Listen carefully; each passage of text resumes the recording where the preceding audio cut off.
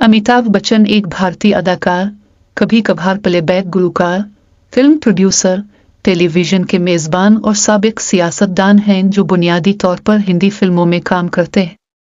उन्होंने अपनी अदाकारी का आगाज 1969 में 7 हिंदुस्तानी एक से किया और मरनाल सीन की भूल शूम 1969 को बयान किया।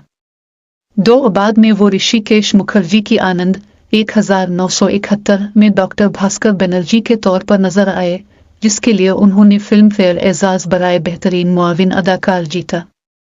1973 में अमिताभ बच्चन ने प्रकाश मेहरा की एक्शन फिल्म जंजीर में इंस्पेक्टर विजय खन्ना का किरदार अदा किया।